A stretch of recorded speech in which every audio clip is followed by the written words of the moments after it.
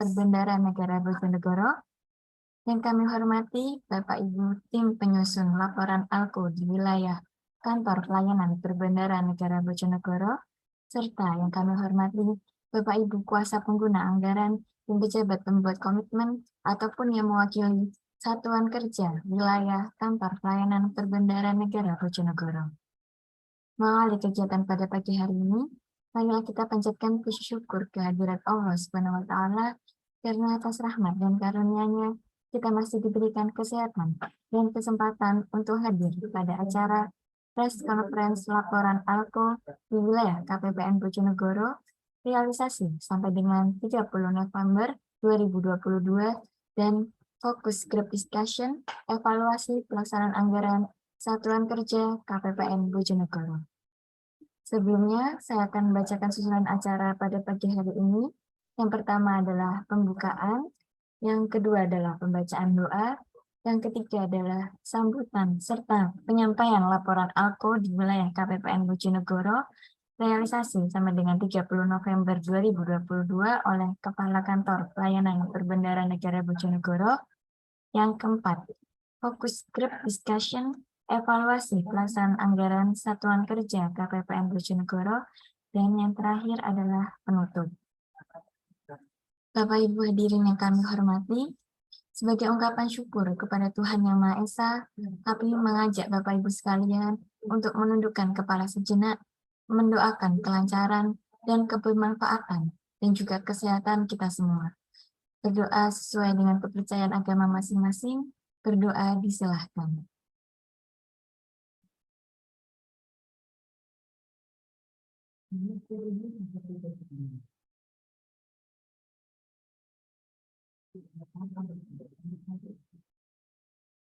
Berdoa selesai. Bapak Ibu hadirin yang kami hormati, press conference laporan ALKO di wilayah KPPN Bojonegoro merupakan wujud transparansi, akuntabilitas, dan juga sebagai wujud regionalship ekonomi atau RCE di daerah. Telah hadir bersama kita narasumber yang akan menyampaikan sambutan serta penyampaian laporan ALKO di wilayah KPPN Bojonegoro realisasi sampai dengan 30 November 2022 oleh Kepala KPPN Bojonegoro. Kepada Bapak Saiful, kami silahkan. Baik, terima kasih Mbak Tasa. Assalamualaikum warahmatullahi wabarakatuh. Yang terhormat Bapak Ibu, para KPA lingkup KPPN Bojonegoro, yang saya hormati Bapak Ibu, para pengelola keuangan di Satker lingkup KPPN Bojonegoro, rekan-rekan tim penyusun ALKO Kemenku 1 yang berbahagia, dan seluruh peserta kegiatan press conference ALKO sampai dengan bulan November, dan peserta kegiatan evaluasi pelaksanaan anggaran sampai dengan bulan November yang berbahagia. Bapak Ibu yang berbahagia, sebelumnya saya mengucapkan terima kasih kepada Bapak Ibu sekalian yang telah berkenan hadir pada kegiatan pada pagi hari ini. Syukur alhamdulillah kita dapat bertemu kembali sebagaimana yang secara rutin kita laksanakan setiap bulan dalam rangka penyampaian laporan ALKO regional di tingkat KPPN dan juga evaluasi pelaksanaan anggaran di tingkat Satker.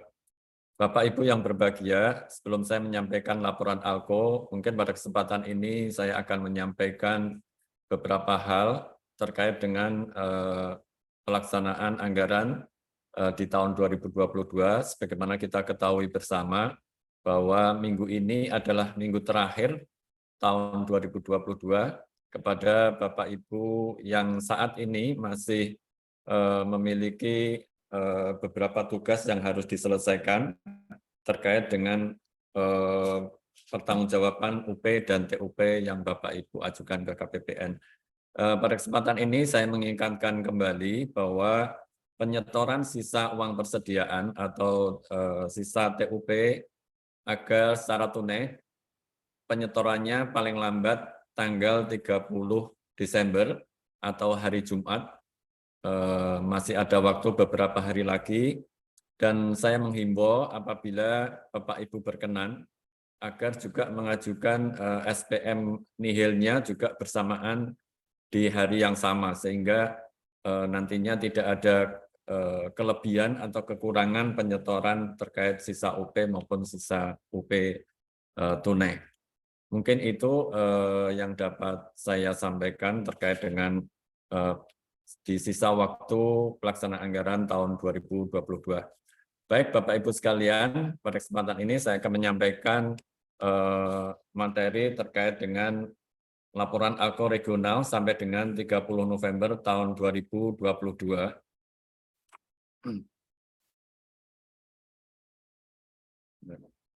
Ringkasan eksekutif untuk realisasi APBN regional di tingkat KPPN sampai dengan 30 November, total pendapatan adalah sebesar 2,5 triliun, sementara total belanja 6,8 triliun, sehingga terdapat defisit secara regional sebesar 4,3 triliun.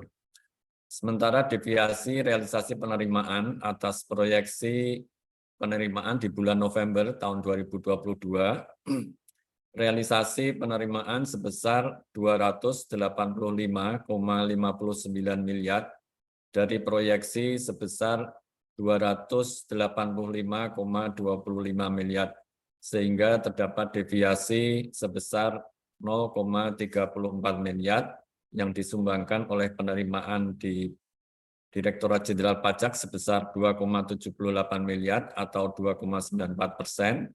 Kemudian penerimaan bea dan cukai sebesar 0,67 miliar atau 0,38%. Kemudian penerimaan PNBP sebesar 3,11 miliar atau 19,36 miliar.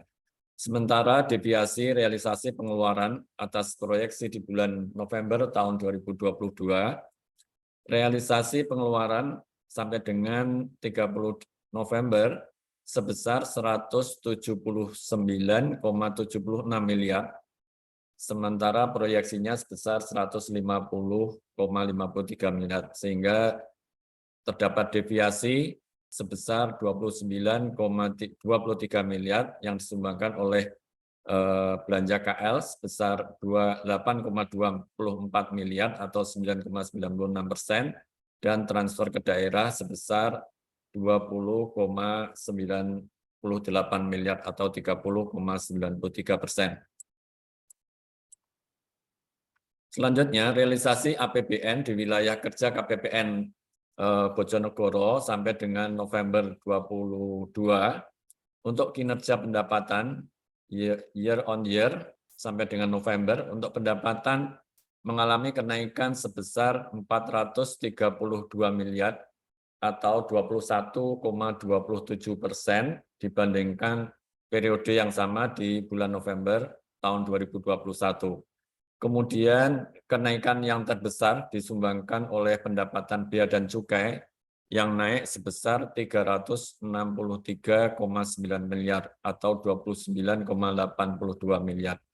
Sementara untuk kinerja belanja APBN sampai dengan November tahun 2022, untuk belanja KL mengalami kenaikan sebesar 16,5 miliar atau 2,5% dibandingkan periode yang sama di tahun 2021.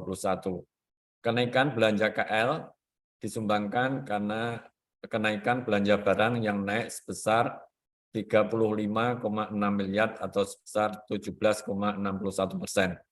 Sementara transfer ke daerah juga mengalami kenaikan sebesar 356,9 miliar atau 6,23%. Kenaikan terbesar disumbangkan oleh kenaikan realisasi dana bagi hasil sebesar 209,5 miliar atau 9,17%.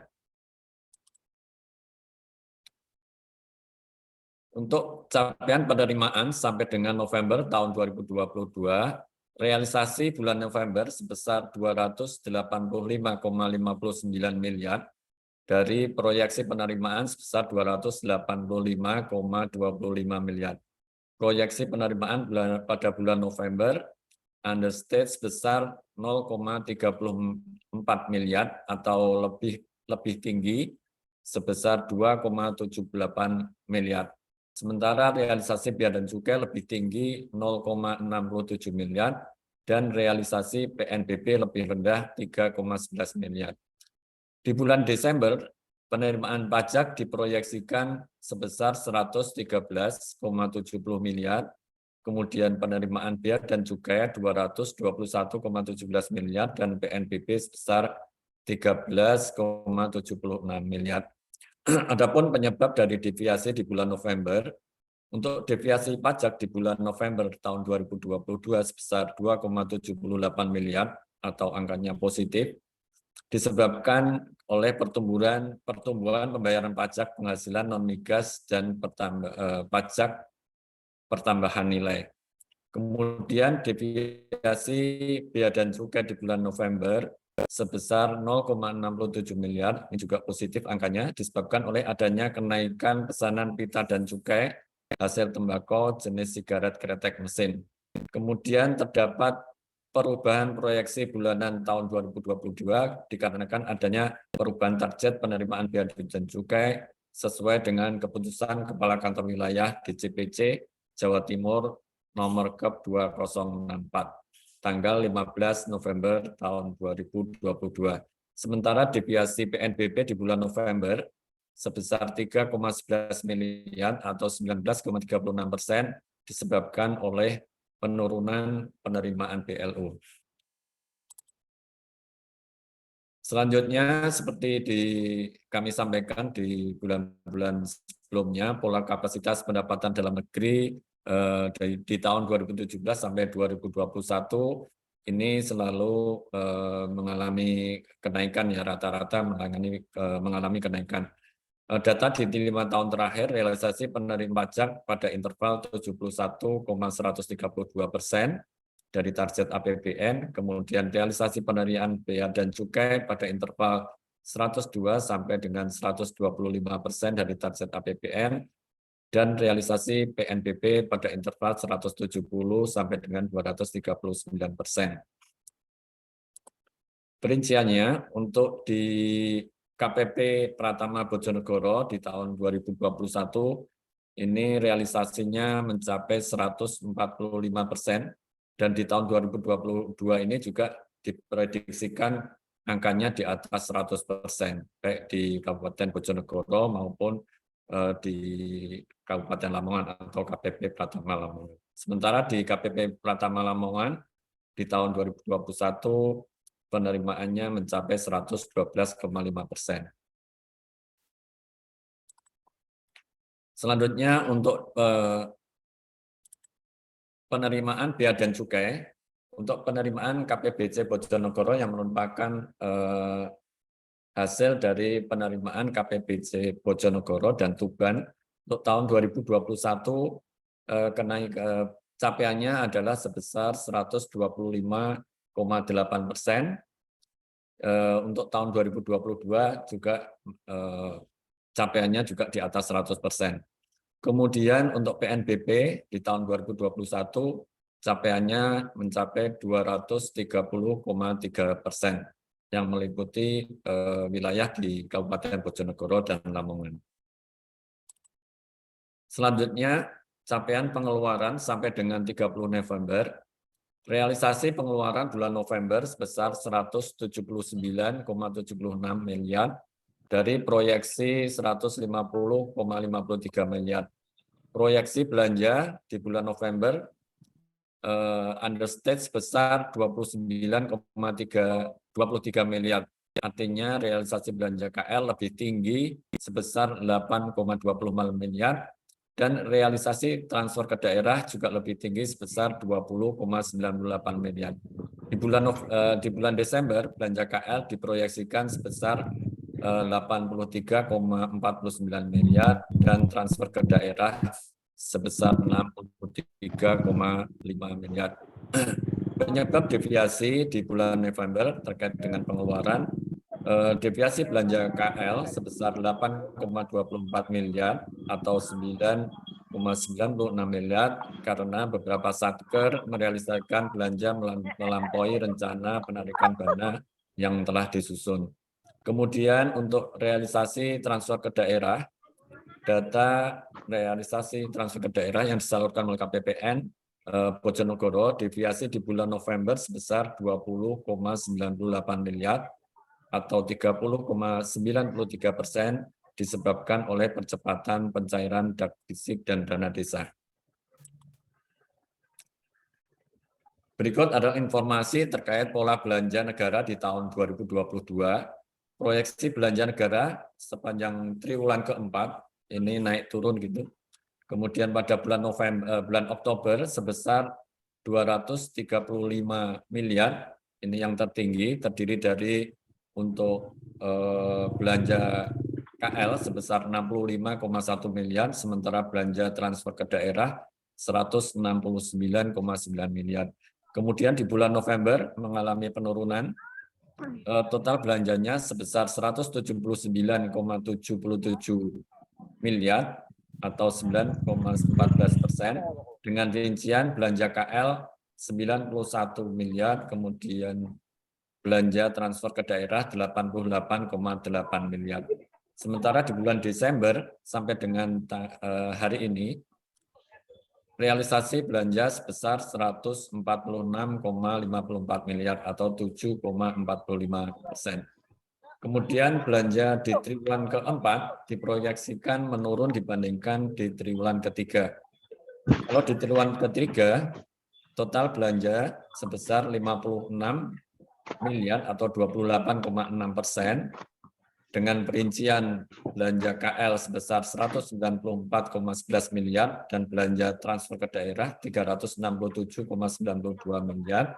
Sementara di triwulan keempat diproyeksikan belanjanya mencapai 561,4 miliar atau sedikit lebih rendah dibandingkan di bulan atau di triwulan ketiga. Dengan perincian belanja KL 239,59 miliar, sementara belanja transfer 321,79 miliar. Selanjutnya informasi terkait dengan realisasi transfer ke daerah dan dana desa sampai dengan 30 November tahun 2022. Untuk realisasi transfer ke daerah sampai dengan 30 November sebesar 3,6 triliun atau mengalami pertumbuhan sebesar 5,91%, dengan perincian dana bagi hasil sebesar 2,4 triliun, kemudian dana alokasi umum 793 miliar, dana alokasi khusus fisik ini untuk di Kabupaten Bojonegoro itu sebesar 30 miliar, kemudian dana insentif di daerah 15 miliar, dana alokasi khusus 339 miliar, dan dana desa 321 miliar. Sementara di Kabupaten Lamongan, realisasi sampai dengan 30 November, transfer ke daerah sebesar 1,7 triliun atau mengalami kenaikan 10,32%, dengan perincian dana bagi hasil 147 miliar, kemudian DAO 1,086 triliun, kemudian dana alokasi khusus fisik 136 miliar, kemudian dana insentif daerah 32 miliar, dana alokasi khusus non-fisik 337 miliar, dan dana desa sebesar 384 miliar. Selanjutnya informasi terkait penyaluran kredit mikro di wilayah KPPN Bojonegoro sampai dengan tahun 2022 bulan November, jumlah debitur sebanyak 20.417 debitur dengan jumlah penyaluran sebesar 80,10 miliar. Dengan perincian untuk wilayah di Kabupaten Bojonegoro sampai dengan 30 November tahun 2022, jumlah debiturnya terdapat 11.755 debitur dengan total penyaluran sebesar 45,57 miliar. Sementara di Kabupaten Lamongan sampai dengan 30 November tahun 2022, jumlah debiturnya terdapat 8.662 dengan jumlah penyaluran senilai 34,53 miliar. Selanjutnya informasi terkait penyalur UMI di tahun 2022 di Kabupaten Bojonegoro. Ini ada 5 penyalur dengan total debitur 11.755 dengan angka penyaluran 45,56 miliar. Sementara di Kabupaten Lamongan terdapat 8.662 debitur dengan penyaluran 34,5 miliar. Demikian Bapak Ibu informasi terkait dengan ALKO sampai dengan 30 November yang dapat saya sampaikan. Terima kasih atas perhatiannya. Mudah-mudahan apa yang saya sampaikan dapat memberikan informasi terkait dengan pelaksanaan APBN di wilayah Kabupaten Bojonegoro dan Lamongan. Dari saya cukup sekian. Terima kasih. Wassalamualaikum warahmatullahi wabarakatuh. Untuk selanjutnya saya mohon izin untuk live dari Zoom ini karena akan mengikuti kegiatan Zoom yang sama ALKO di tingkat provinsi. Demikian dari saya, terima kasih.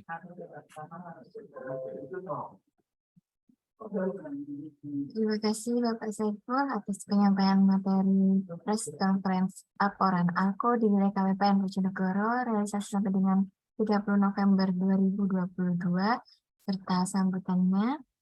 Bapak Ibu hadirin yang kami hormati, acara selanjutnya adalah fokus group discussion evaluasi pelaksanaan anggaran satuan kerja KPPN Bojonegoro yang akan disampaikan oleh pejabat fungsional perbendaraan KPPN Bojonegoro Ibu Dwi Ratnasari.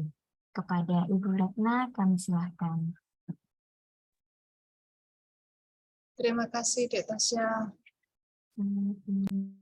Assalamualaikum warahmatullahi wabarakatuh. Selamat pagi dan salam sejahtera bagi kita semua.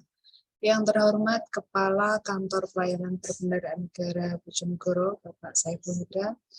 Yang kami hormati para pejabat pengawas dan para pejabat fungsional KPPN Bojonegoro. Yang kami hormati para kuasa pengguna anggaran dan pejabat pembuat komitmen satuan kerja KL di wilayah kerja KPPN Bojonegoro, serta Ibu Bapak peserta press conference laporan ALKO dan evaluasi pelaksanaan anggaran Satker KL yang berbahagia. Puji syukur alhamdulillah kita panjatkan kehadirat Allah Subhanahu wa taala atas limpahan rahmat dan karunia-Nya sehingga pada hari ini kita masih diberikan kesempatan kembali untuk saling berbagi informasi dalam acara evaluasi pelaksanaan anggaran Satker KL di wilayah kerja KPPN Bojonegoro. Ibu Bapak yang kami hormati, evaluasi pelaksanaan anggaran ini kami selenggarakan sebagai salah satu upaya KPPN Bojonegoro dalam membantu Ibu Bapak sekalian untuk berkinerja yang tinggi dalam pelaksanaan anggaran. Sebagaimana kita ketahui, tahun 2022 tersisa 2 hari kerja, gitu ya, 29 dan 30 Desember. Kami berharap Ibu Bapak sekalian dapat mengkomunikasikan segera ke KPPN seandainya terdapat kendala dalam pelaksanaan anggaran. Nah, beberapa satuan kerja teridentifikasi tidak bisa mengajukan SPM GUP nihil atau SPM PTUP karena alokasi pagunya tidak cukup tersedia. Nah, kami menghimbau berharap kepada Bapak Ibu sekalian yang mengalami kondisi serupa, mohon sebisa mungkin tidak dilakukan penyetoran dana TUP-nya, gitu ya. Kita menunggu perpanjangan pembukaan periode revisi setelah diproses revisinya, baik itu revisi internal Satker melalui POK maupun revisi antar Satker untuk penyediaan pagunya. Kemudian setelah dana tersedia, silakan Bapak Ibu nanti mengajukan PTUP pada masa perpanjangan penyelesaian transaksi tahun anggaran 2022, Bapak Ibu sekalian. Baik, Bapak Ibu sekalian, mohon izin share screen.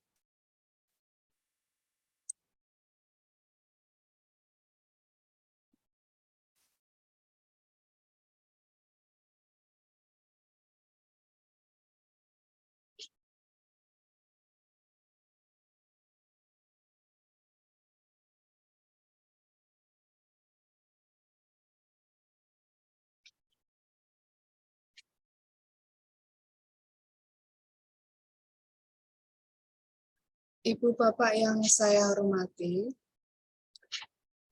alhamdulillah ya, sampai dengan akhir tahun 2022, Satuan Kerja di wilayah kerja KPPN Bojonegoro tidak ada tambahan gitu ya. Kalau tahun lalu menjelang akhir tahun sekitar triwulan 3 atau triwulan 4 gitu ya, kami mendapatkan tambahan alokasi dana DIPA yang harus dikelola oleh salah satu dinas di Kabupaten Bojonegoro.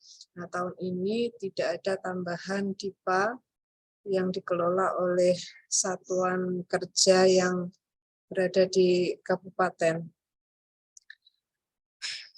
52 satuan kerja yang berada di wilayah kerja Kabupaten Bojonegoro, alhamdulillah sudah merealisasikan belanjanya itu mencapai 97%.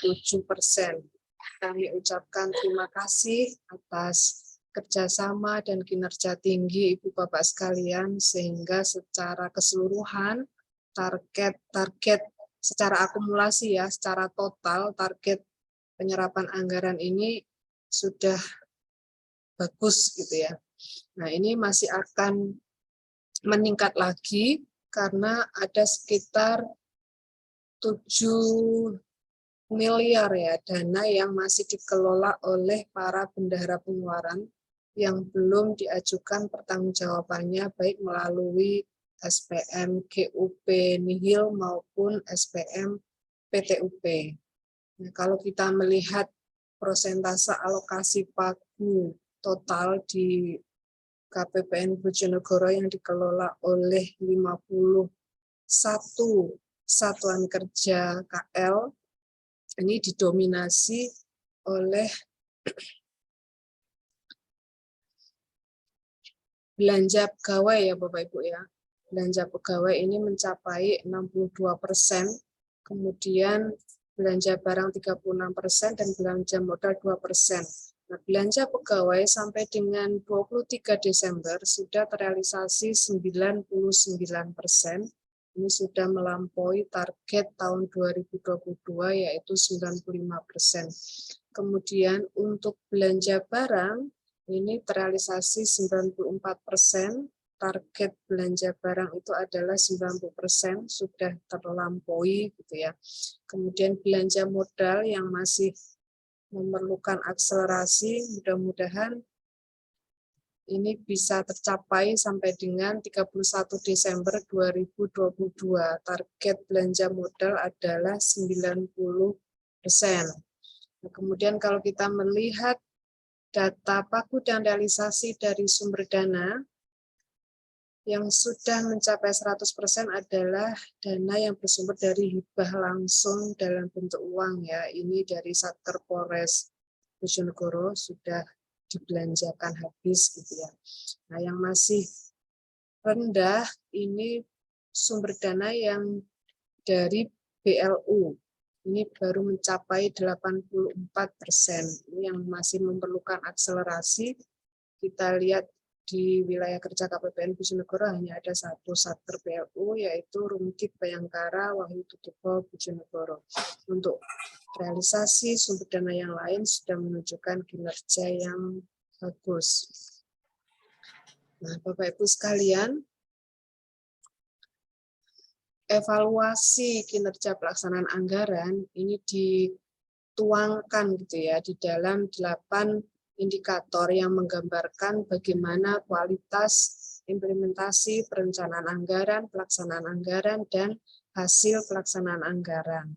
Nah, bobot yang tertinggi adalah capaian output yang mencapai 25%, dan bobot yang terendah adalah dispensasi SPM sebanyak 5%. Nah, kemudian kita akan melihat lebih jauh bagaimana formulasi IPA tahun 2022. Konfirmasi. Sebentar Bapak Ibu, ada iklan.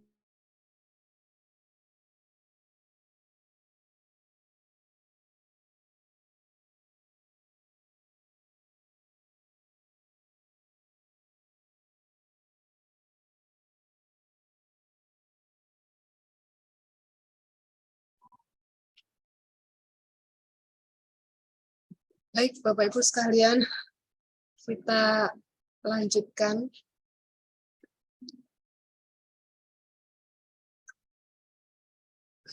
Untuk formula perhitungan indikator kinerja pelaksanaan anggaran untuk revisi DIPA pada tahun 2020 dapat 14 jenis revisi ya yang menjadi objek penilaian apabila Ibu Bapak sekalian mengajukan revisi dengan 14 jenis ini dalam satu triwulan itu melampaui satu kali, maka nilai kinerja revisi DIPA-nya tidak optimal. Untuk bisa menghasilkan kinerja yang optimal untuk revisi DIPA, dibatasi revisi dalam satu triwulan adalah satu kali untuk 14 jenis revisi ini. Kemudian kinerja deviasi elemen 3 DIPA. Perhitungan deviasi ini untuk masing-masing jenis belanja ya Bapak ya. Dan kami memberikan pengaturan bahwa toleransi deviasi itu sampai dengan 5%. Nah, perhitungan deviasi elemen 3 DIPA ini per bulan dan akan terakumulasi ya. Nilai per bulan itu diakumulasikan menjadi nilai sampai dengan periode jalan.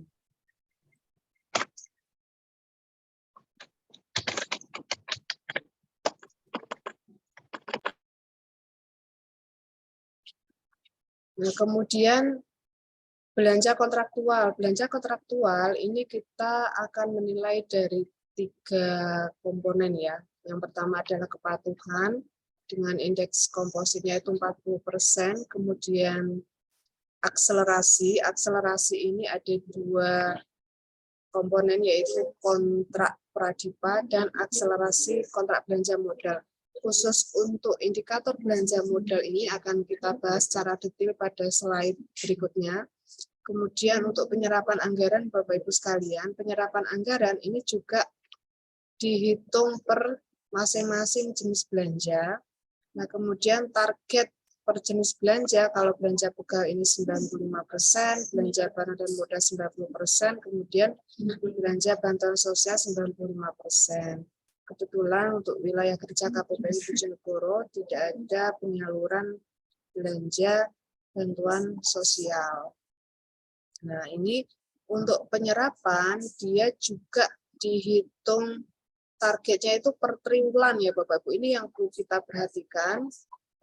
Tahun 2023 nanti diupayakan setiap triwulan penyerapan itu mengacu kepada target yang ditetapkan sesuai dengan jenis belanjanya. Nah, untuk belanja pegawai triwulan 1 itu diupayakan terserap 20%. Kemudian belanja barang 15%, belanja modal 10%. Nah, ini mohon menjadi perhatian bagi seluruh satker untuk menyesuaikan rencana pelaksanaan kegiatannya disinkronkan dengan target penyerapan anggaran per triwulan. Nah, kemudian untuk pengelolaan UP dan TUP, ini kita menghitung kinerjanya berdasarkan 3 komponen. Yang pertama adalah ketepatan waktu pengajuan SPM UP, GUP, SPM GUP atau PTUP, bukan UP ya, GUP atau PTUP, kemudian persentase GUP disebulankan dan persentase setoran TUP. Nah, inilah mengapa kami senantiasa menghimbau kepada para bendahara pengeluaran sebisa mungkin pengajuan TUP itu dihitung dengan sangat cermat sesuai dengan kegiatan yang akan dilaksanakan sehingga tidak ada setoran TUP atau setoran TUP ini dapat benar-benar diminimalkan gitu ya. Karena dia porsinya 25% untuk setoran TUP ini. Nah, kalau misalnya di akhir tahun para bendahara ini mengelola uang persediaan dan tambahan uang persediaan, diutamakan tambahan uang persediaan ini digunakan terlebih dahulu. Kalau misalnya pendanaannya kurang, bisa mengambil di uang persediaan. Nah, kalau setoran sisa uang persediaan, ini dia tidak berpengaruh kepada kinerja pengelolaan UP dan TUP sepanjang disetorkan paling lambat 30 Desember. Nah, berbeda kalau setorannya itu adalah setoran TUP, dia akan berpengaruh. Nah, kemudian untuk indikator penyelesaian tagihan, alhamdulillah sampai dengan 30, mudah-mudahan ya, sampai dengan 30 Desember nanti, hanya ada satu satker ya, yang pengajuan SPM-nya itu melebihi 17 hari kerja sejak tanggal BAST. Ini penarikan data BAST-nya tidak lagi berdasarkan uraian SPM, tapi berdasarkan tanggal BAST yang direkam pada aplikasi Sakti Modul Komitmen. Nah, kemudian indikator dispensasi SPM ini, Bapak Ibu, indikator ini mulai dihitung pada triwulan 4 2022 ini.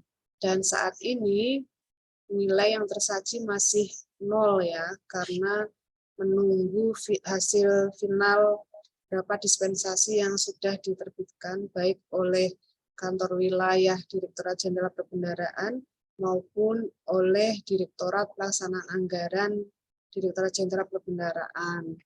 Nah, untuk dispensasi sampai dengan 23 yang menerbitkan persetujuannya adalah Kepala Kanwil, sedangkan dispensasi yang diajukan setelah 23 Desember yang menerbitkan persetujuannya adalah Direktur Pelaksanaan Anggaran. Nah, sampai sejauh ini teridentifikasi 2 satker ya yang mengajukan dispensasi karena adanya kendala revisi ya, alokasi pagunya baru tersedia sehingga mau nggak mau harus mengajukan dispensasi untuk dapat merealisasikan belanjanya. Nah, ini dihitung formulanya nanti akan kita bahas secara detail di slide berikutnya. Kemudian untuk capaian output Ibu Bapak sekalian ada 3 komponen nanti yang akan dihitung pada akhir tahun, yaitu ketepatan waktu, kemudian progres capaian rincian output, dan realisasi volume rincian output. Nah, kalau misalnya nanti capaian output bulan Desember dilaporkan sebelum 5 hari kerja pertama di bulan Januari, kemudian PCRO-nya itu 100%, kemudian RVRO-nya itu minimal sesuai dengan target, dapat dipastikan kinerja RO-nya itu akan optimal. Seperti itu ya Bapak Ibu. Nah, kemudian kami menggunakan nilai IPA ini sebagai monitoring dan evaluasi belanja KL ya Bapak Ibu. Kami melihat sejauh mana kinerja Bapak Ibu sekalian dalam menyalurkan belanja negara untuk mewujudkan kesejahteraan gitu ya, kesejahteraan masyarakat di Bojonegoro dan Lamongan khususnya. Dan hasil penilaian IPA ini juga menjadi dasar untuk pemberian penghargaan bagi Bapak sekalian. Nah, nanti insya Allah mudah-mudahan gitu ya di tahun depan kita bisa melaksanakan evaluasi pelaksanaan anggaran ini secara triwulanan tatap muka gitu ya. Nanti di bulan bulan Maret kita akan mengundang para kuasa pembina anggaran untuk menerima penghargaan kinerja di triwulan 1. Begitu juga untuk triwulan 2, triwulan 3, dan tahunan gitu ya. Kalau saat ini kita belum merilis peringkat untuk tahun 2022, nanti mudah-mudahan di bulan Januari kita bisa menerbitkan surat keputusan gitu ya untuk kinerja pelaksanaan anggaran tahun 2022. Nah, pada triwulan 3 2022 Bapak Ibu sekalian, alhamdulillah ya, satuan kerja yang berada di kamar cukup ini hanya 3 satker, 6%, yaitu Kantor Pertanahan Bojonegoro Lamongan, kemudian KPU Bojonegoro. Ini karena Kantor Pertanahan mendapatkan alokasi pinjaman luar negeri yang realisasinya ini menunggu petunjuk teknis gitu ya. Kemudian untuk KPU terkendala pada tahapan pemilu gitu ya. Nah, kemudian yang berada di kategori baik ini ada 47%, begitu juga dengan sangat baik 50-50 gitu ya. Nah, kemudian pada triwulan 4 sampai dengan bulan November, kondisi satker yang berada di kategori cukup ini ternyata bertambah gitu ya. Yang semula hanya 3 satker menjadi 5 satker, 9,80% satker berada di kamar cukup. Nah, untuk KPU dan Kantor Pertanahan ini karena kendala sumber dana gitu ya, Kantor Pertanahan pinjaman luar negeri, KPU kegiatannya tidak boleh dilaksanakan sebelum ada instruksi dari kantor pusat gitu ya. Nah, ini untuk Kejaksaan Negeri Bojonegoro mungkin karena kendala komunikasi dan koordinasi internal gitu ya.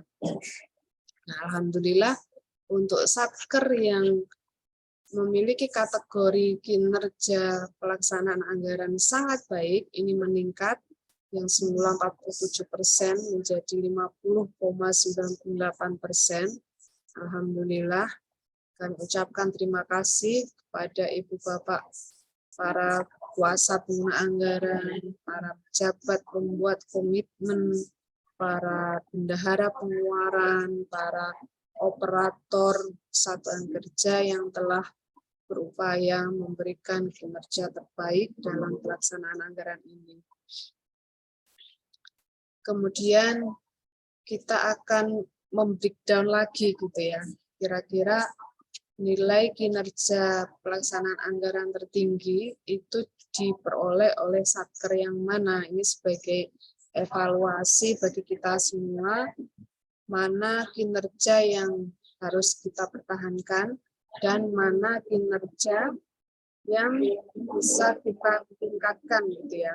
Karena kita melihat ada beberapa nilai yang sebetulnya bisa dioptimalkan gitu ya. Nah, kita lihat di sini untuk posisi sampai dengan 30 November yang mendapatkan nilai kinerja tertinggi adalah Lapas Bojonegoro dengan nilai IPA 99,85. Ini kategorinya sangat baik. Kemudian kita lihat di sini ada KPP Pratama Bojonegoro, nilainya 99,63. Kemudian Kantor Pelayanan Pajak Pratama Lamongan, 99,57. Kemudian Madrasah Sanawiyah Negeri 5 Bojonegoro, ini mendapatkan nilai 99,34. Kemudian Madrasah Sanawiyah Negeri 3 Bojonegoro 99,17. Kemudian Kantor Pengawasan dan Pelayanan Bea Cukai Bojonegoro 99,15, Pengadilan Agama Bojonegoro 99,14, Balai Pemasyarakatan Bojonegoro 98,19, Pengadilan Negeri Bojonegoro 98,13, dan Polres Bojonegoro 98,1. Nah, kami ucapkan terima kasih kepada tim kerja pengelola keuangan yang telah memberikan kinerja yang terbaik sehingga pelaksanaan anggaran Satker ini dapat berjalan dengan sangat bagus gitu ya.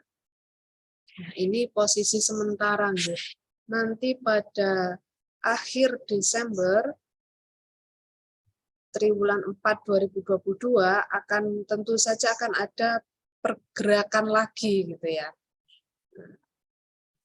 Yang berpotensi mendapatkan kinerja yang tertinggi ini khususnya sektor yang pengelolaan UPT-UP-nya ini optimal, nilainya 100 gitu ya. Untuk Satker Kantor Pengawasan dan Pelayanan Bea Cukai Bojonegoro ini alhamdulillah ya selama triwulan 1, triwulan 2, triwulan 3 mendapatkan kinerja yang terbaik. Nilai IKPA-nya ini 100, nah mudah-mudahan ini bisa bertahan sampai dengan akhir tahun 2022. Kemudian kita perlu menengok juga nih gitu ya. Kira-kira Satker yang memerlukan bantuan lebih itu Satker yang mana gitu. Nah, kita lihat di sini ada KPU Bojonegoro. Ini nilai IKPA-nya masih kategori cukup 81,98. Kemudian KPU Lamongan 83,81. Kantor Pertanahan Lamongan, Kantor Pertanahan Bojonegoro. Nah, ini kita mungkin seandainya Bapak Ibu sekalian memerlukan bantuan gitu ya, informasi lebih terkait bagaimana supaya kita bisa berkinerja tinggi, kami siap membantu Ibu Bapak sekalian.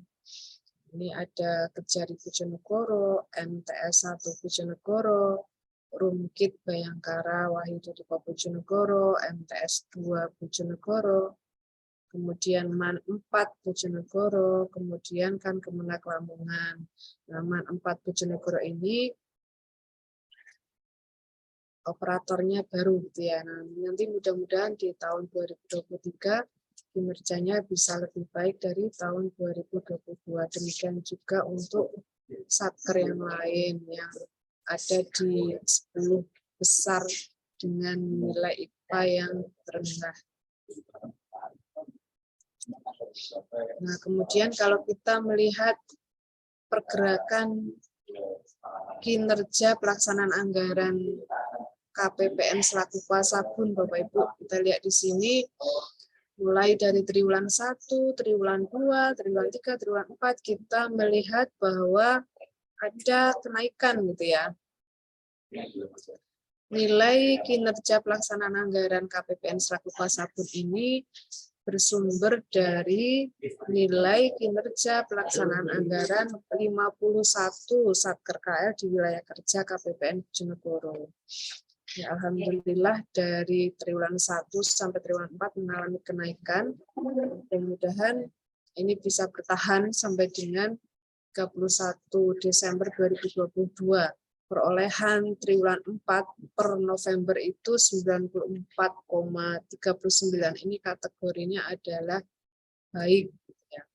Kalau kita mencermati perbandingan data triwulan 3 dan triwulan 4, Ibu Bapak sekalian, dari 8 indikator, ada 2 indikator yang alhamdulillah bertahan di angka 100 gitu ya. Kemudian ada 5 indikator yang naik dan 1 indikator yang turun.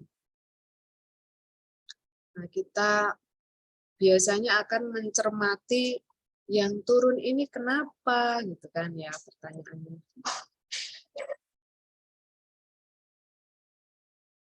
Nah, pada sosialisasi beberapa saat yang lalu gitu ya, kami menyampaikan kepada beberapa satker untuk merealisasikan belanja modal yang khususnya belanja sekaligus ya, melalui mekanisme uang persediaan gitu ya, yang akan direalisasikan di triwulan 4. Nah, ternyata beberapa satker masih menggunakan mekanisme kontraktual gitu. Itulah yang menyebabkan kinerja belanja kontraktual itu menurun gitu. Karena seandainya satuan kerja itu merealisasikan belanja 5/3-nya dengan mekanisme kontraktual, kemudian SP2D-nya itu terbit untuk pembayaran kerekanan itu pada triwulan 4, maka kinerja akselerasi belanja 5/3-nya yang merupakan salah satu komponen untuk belanja kontraktual dengan bobot 30%, itu akan mendapatkan nilai 70, Bapak sekalian. Nah, ini kenapa kami selalu menyampaikan ke satker, mohon kiranya untuk belanja modal 5/3 dengan nilai 50 sampai dengan 200 juta itu bisa direalisasikan pada triwulan 1. Nah, kami juga sudah menyampaikan usulan gitu ya, usulan penyempurnaan formula perhitungan kinerja pelaksanaan anggaran untuk indikator belanja kontraktual ini, terutama untuk belanja kontraktual jasa konsultan, kemudian jasa pelaksanaan gitu ya, yang terminnya itu sampai di triwulan 4 gitu ya. Idealnya dia tidak mengurangi kinerja belanja kontraktual ini kan ya, karena pekerjaan itu sudah dimulai di awal tahun, hanya saja termin terakhir yang dibayarkan itu di triwulan 4. Ini seharusnya tidak mengurangi kinerja belanja kontraktual ini, kecuali kalau untuk belanja-belanja yang memang sifatnya sekaligus, tidak ada termin gitu ya, yang dikerjakan atau diselesaikan di triwulan 4, itu wajar kalau kinerjanya tidak optimal.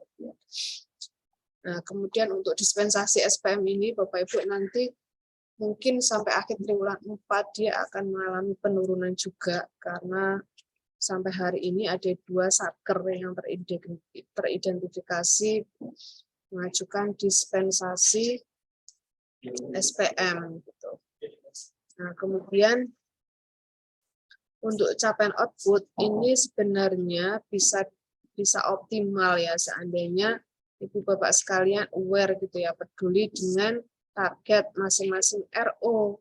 Sebisa mungkin jika diproyeksikan RO itu tidak mencapai target, segera dikomunikasikan dengan Banik Eselon 1 untuk dipikirkan apakah akan ada perubahan, penghapusan, revisi, dan sebagainya, sehingga capaian output ini bisa optimal. Di beberapa satker ini terkendala ya, seperti satker Polres, kemudian kejaksaan, pengadilan, yang memiliki target jumlah perkara gitu ya. Kita diberikan target perkara yang ditangani itu tinggi, sementara kondisi di masing-masing daerah itu kondusif gitu ya. Ini juga tantangan tersendiri bagi beberapa satker. Nah, ini momen yang paling tepat untuk menganalisa target rincian output masing-masing satker di dalam DIPA tahun 2023, dilihat gitu ya. Nah, kemudian apabila terdapat target yang sekiranya diprediksikan akan sulit untuk dicapai, bisa dikomunikasikan bagaimana tindak lanjutnya supaya nanti kinerja capaian output yang memiliki bobot tertinggi yaitu 25% ini bisa optimal gitu ya, kinerja capaian outputnya. Yang masih memerlukan perhatian Bapak Ibu sekalian, ini kinerja deviasi halaman 3 DIPA ya. Ini berakhir di angka 74,54. Ini sudah tidak akan bergerak lagi. Kenapa? Karena penilaian indikator deviasi halaman 3 DIPA ini sampai dengan bulan November. Untuk deviasi bulan Desember ini tidak diperhitungkan dalam penilaian kinerja deviasi halaman 3 DIPA. Nah, kami berharap Ibu Bapak sekalian melakukan pembedahan DIPA gitu ya.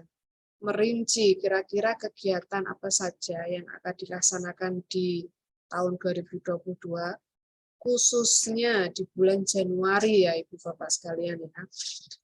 Januari 2023, Februari 2023, dan Maret gitu ya. Nah, kira-kira kegiatan di 3 bulan itu saja gitu sementara. 3 bulan ini benar-benar dihitung gitu ya. Kira-kira mana kegiatan yang menjadi prioritas harus segera dilaksanakan di triwulan 1. Ini dituangkan di dalam halaman 3 DIPA. Nah, revisinya untuk triwulan 1 itu paling lambat 10 hari kerja pertama di bulan Februari. Nah, idealnya bulan Januari 51 Satker KL ini tidak memiliki deviasi harusnya. Kenapa? Karena ketika mengajukan revisi pemutakhiran halaman 3 DIPA di awal Februari, sudah tersaji berapa realisasi SP2D pada bulan Januari. Jika Ibu Bapak sekalian mengalami kendala teknis terkait bagaimana sih menyajikan angka-angkanya, Ibu Bapak bisa berkonsultasi ke KPPN melalui Zoom, melalui telepon, melalui offline gitu ya. Nah, kemudian Ibu Bapak sekalian, ini yang menjadi hal yang sangat disayangkan gitu. Penyerapan anggaran ini juga belum optimal gitu ya. Artinya aliran belanja negara yang menjadi tugas Ibu Bapak sekalian itu belum sampai ke penerimanya. Masih 93,61 nilai kinerjanya. Seharusnya bisa dioptimalkan. Ini segala kendala di tahun 2023 mohon kiranya bisa diidentifikasi di awal gitu ya. Dan kita harus bekerja keras untuk menyalurkan belanja negara ini mulai dari Januari ya Ibu Bapak sekalian.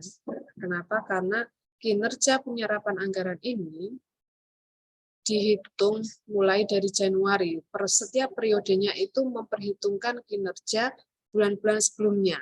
Begitu juga untuk deviasi halaman 3 DIPA. Nah, ini kita untuk 2023 mungkin kita bisa lebih baik lagi. Karena kita sudah tahu harus bagaimana gitu kan seharusnya. Nah, kemudian kalau kita melihat grafiknya ya Bapak Ibu ya, ini nampak bahwa indikator yang masih memerlukan perhatian kita semua adalah deviasi halaman 3 DIPA yang menggambarkan apakah kita konsisten terhadap rencana penarikan dana yang sudah kita susun pada halaman 3 DIPA dengan realisasi belanja yang tertib SP2D. Kemudian kalau kita mencermati data di aplikasi Omspan ya, kinerja pelaksanaan anggaran ini bisa dimonitoring kapanpun, dimanapun ya, Bapak sekalian. Seluruh satker telah dibekali dengan aplikasi Omspan yang dapat digunakan untuk memantau progres kinerja setiap saat ya. Nah, kalau di wilayah kerja KPPN Bojonegoro, ini ada 4 indikator yang masih memiliki ruang untuk penyempurnaan gitu ya. Kita bisa lebih optimal lagi untuk berkinerja tinggi gitu ya. Ini ada deviasi halaman 3 DIPA yang nilainya masih 70-an gitu ya. 74 ini berarti kategori cukup gitu. Kalau penyerapan anggaran ini kategorinya sudah baik, namun masih ada sekitar 6, sekian poin gitu ya untuk bisa ditingkatkan. Demikian juga dengan belanja kontraktual, dan capaian output. Kemudian kita cermati lebih detail lagi, kira-kira satker mana sih yang masih memerlukan bantuan lebih gitu ya. Nah, ini ada beberapa satker, nilai kinerjanya itu belum optimal ya. Ini ada yang nilai terendah untuk deviasi elemen 3 DIPA itu 37,83 ya Bapak sekalian. Nah, ini mudah-mudahan di tahun 2023 bisa naik ya, 37,83 menjadi 38 gitu ya. Atau masih terlalu rendah ya kalau 38 ya. Atau berapapun lah ya, mudah-mudahan ada kenaikan gitu. Nah, kemudian untuk penyerapan anggaran, ini yang terendah nilainya 53,08. Nah, ini mudah-mudahan nanti di akhir tahun bisa terkejar. Kemudian belanja kontraktual, ini nilai yang paling rendah adalah 30 gitu ya.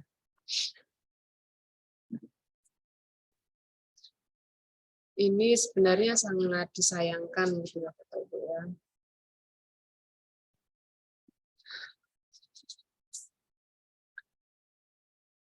Kemudian capaian output, ini KPU Bojonegoro karena terkendala tahapan pemilu gitu ya, sehingga nilainya 68,28. Nah, yang menjadi pertanyaan, KPU Lamongan kenapa nggak masuk di sini gitu ya. Nah, ini yang dapat kami sampaikan Ibu Bapak sekalian, di dalam target RO, ini kan beragam gitu ya, target RO itu beragam gitu ya. Nah, kadang-kadang di Satker itu targetnya berupa satu layanan, kemudian satu kegiatan, atau bahkan beberapa orang gitu ya. Nah, ketika mengisi realisasi capaian output, kita lihat dulu karakteristik kegiatannya. Meskipun targetnya itu satu kegiatan gitu ya, tapi kalau misalnya karakteristik kegiatannya itu bersifat bulanan, kita Ibu Bapak sekalian, PCRO-nya itu disajikan juga setiap bulan progresnya. Berarti Januari ya 1/12, Februari 2/12, seperti itu. Bukan berdasarkan realisasi belanjanya gitu ya. Kalau tidak harus realisasi belanja masih 0, tapi PCRO-nya juga harus ketika realisasi belanja itu 0, maka PCRO-nya juga harus 0. Tidak seperti itu ya, Bapak sekalian. Tapi kita melihat karakteristik kegiatannya.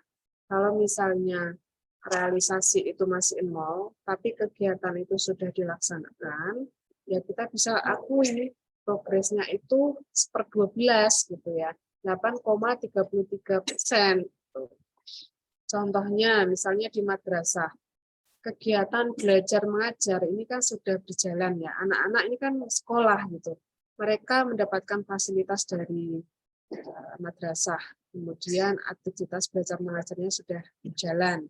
Ini bisa diakui untuk dana BOS itu bisa diakui progresnya itu 8,33% nanti di akhir Januari, gitu. Meskipun nilai realisasinya itu masih 0. Kenapa realisasinya masih 0?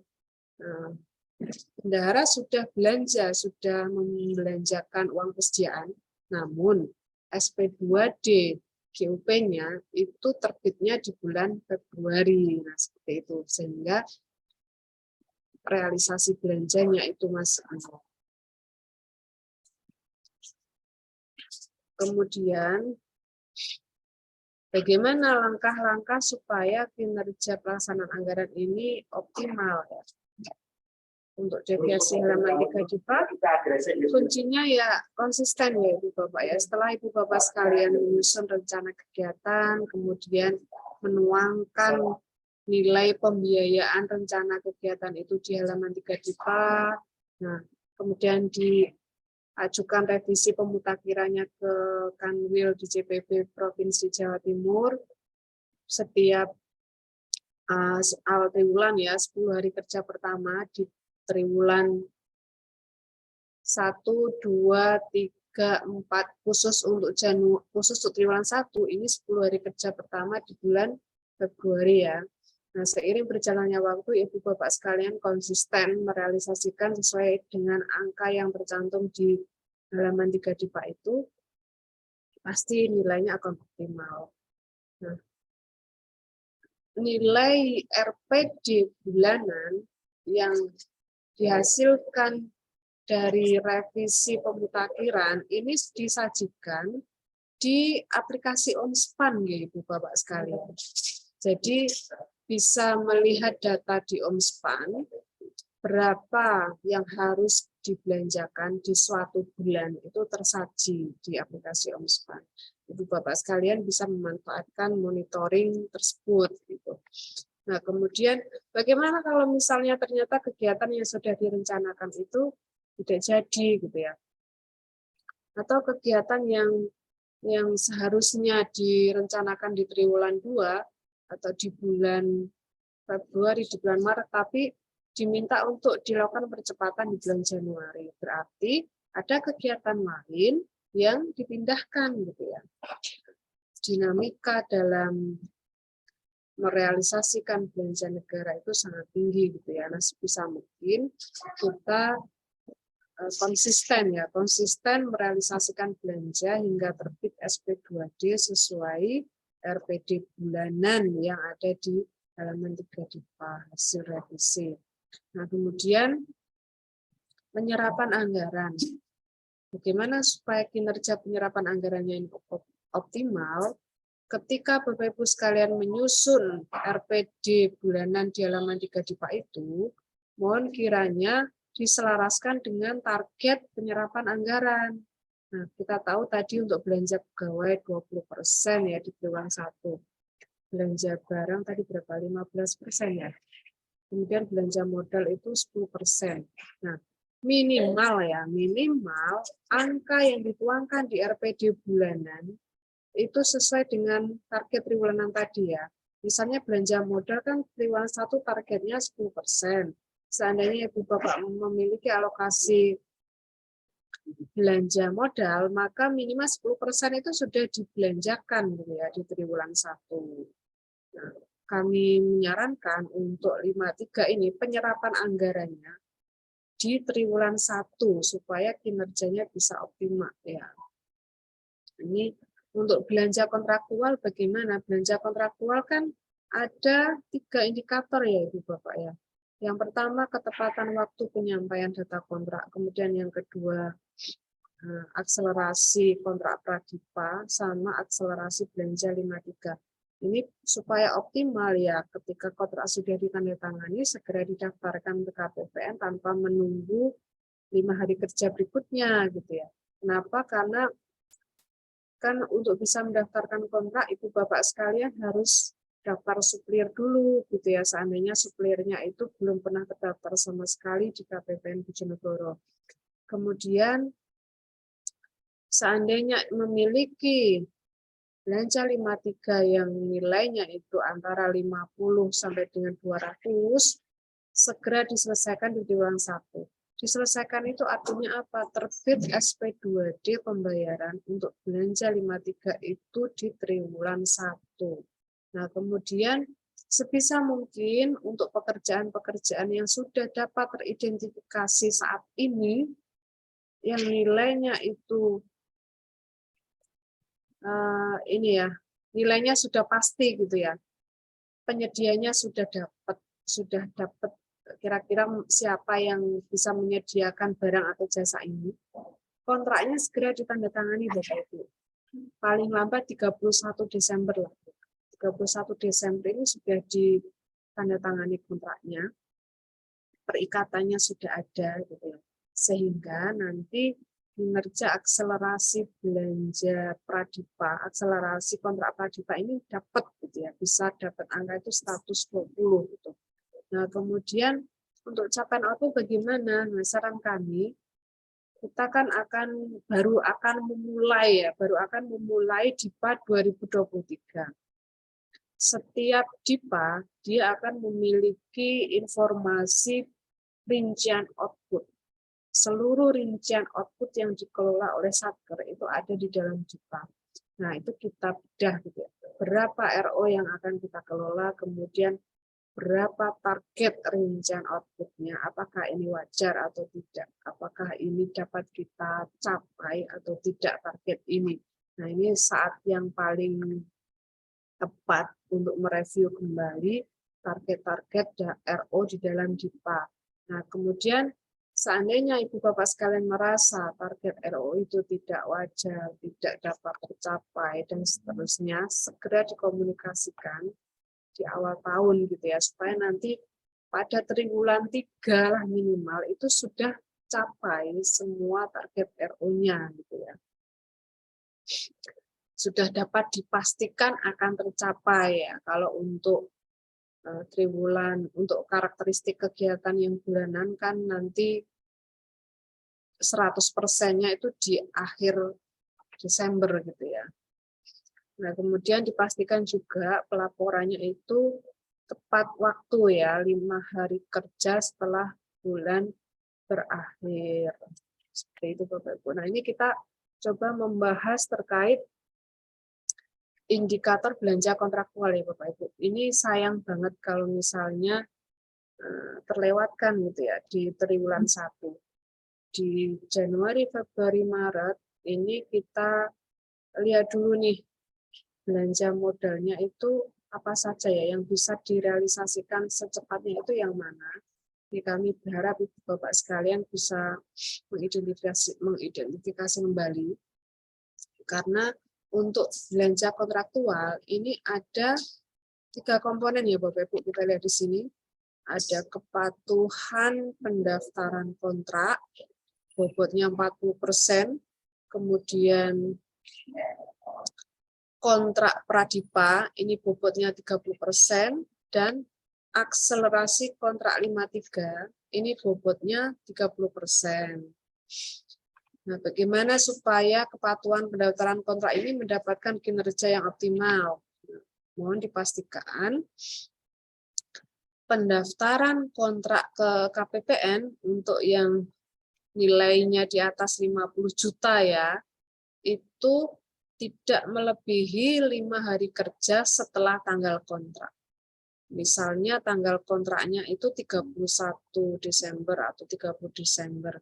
Maka paling lambat didaftarkan ke KPPN itu tanggal 6 Januari ya.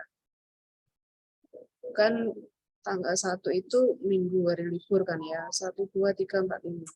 Nah, mohon dipastikan untuk kontrak yang ditandatangani 30 Desember gitu ya, itu paling lambat 6 Januari harus sudah nomor CAN gitu ya, komitmen apa itu namanya? N-nya itu number.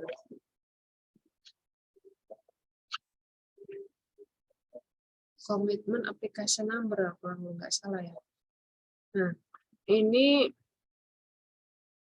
kalau kontrak tepat waktu, nilainya 100 ya Bapak Ibu. Tapi kalau terlambat didaftarkan, nggak ada toleransi gitu, nggak ada gradasi nilai, langsung dapat nilai 0 gitu. Kehilangan 40% nilainya gitu ya. Nah, kemudian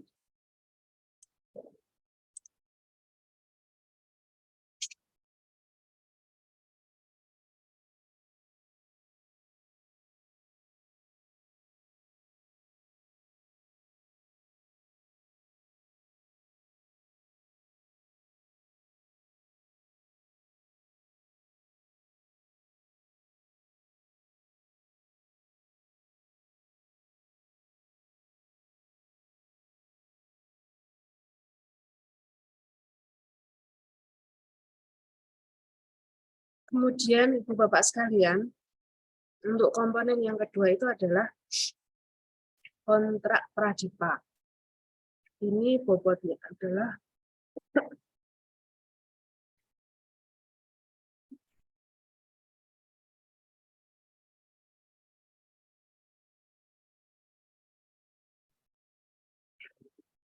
kontrak Pradipa ini bobotnya adalah 30% ya Bapak Ibu.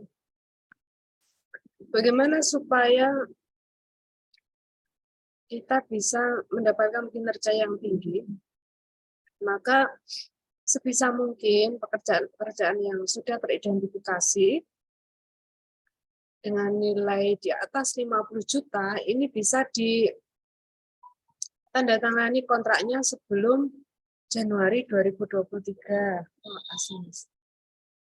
Kemudian yang menjadi identifikasi ya untuk kontrak Pradipa ini adalah tanggal kontraknya. Kalau misalnya tanggal kontraknya itu dibuat tahun 2022, maka akan mendapatkan nilai 120. Tapi kalau misalnya kontraknya itu tertanggal 2023, itu nilainya 100. Ini khusus untuk triwulan 1 ya Ibu Bapak. Jadi kontrak Pradipa ini penilaiannya khusus di triwulan 1 yang kontrak Pradipa ini. Kemudian untuk komponen berikutnya adalah akselerasi kontrak 53. Bagi satker yang memiliki alokasi belanja modal dengan nilai pengadaannya itu 50-200 juta, mohon kiranya bisa diselesaikan di triwulan 1. Nah, patokan penyelesaiannya itu apa sih? Apakah tanggal BAST? Atau tanggal apa gitu?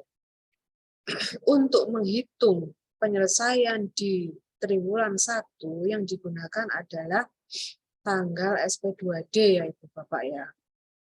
Bukan tanggal BAST, tapi tanggal SP2D. Kalau misalnya BAST-nya itu di bulan Maret misalnya, 30 Maret gitu ya BAST-nya. Tapi Bapak Ibu mengajukan SPM dan terbit SP2D-nya itu di bulan April, maka kinerjanya nggak bisa optimal juga gitu ya. Nah, kalau misalnya SP2D-nya itu paling lambat 30 Maret, maka nilainya akan mendapatkan 100. Tapi kalau SP2D pembayaran, pengadaan, belanja modal dengan nilai 50-200 juta yang diselesaikan di triwulan 2 ya, tanggalnya itu di antara bulan April, Mei, Juni, maka nilai kinerjanya 90. Kemudian kalau SP2D-nya belanja modal antara 50-200 juta itu terbit di triwulan 3, antara bulan Juli sampai September, maka kinerjanya 80 ya nilainya. Nah, kalau misalnya SP2D itu terbit di triwulan 4, maka nilai kinerjanya itu hanya 70 ya Bapak Ibu ya. Nah, perbedaan tanggal itu sangat berarti ya. Ketika SP2D tertanggal 30 Maret nilainya 100. Kalau 1 April nilainya 90 gitu ya.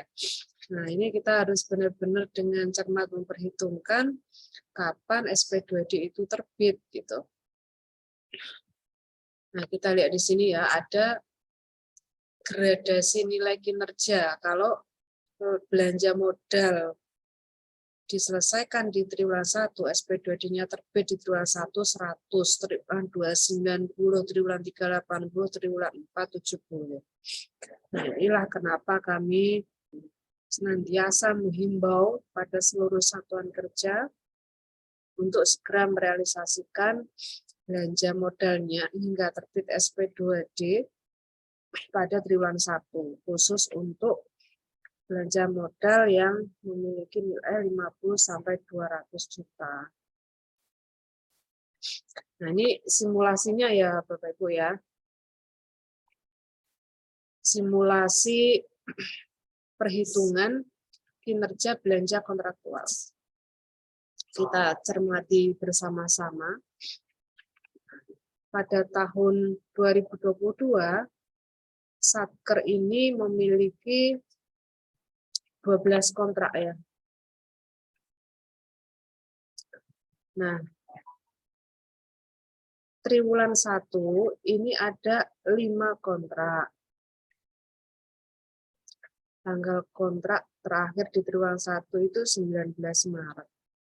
Kemudian pekerjaan diselesaikan 28 Maret ya.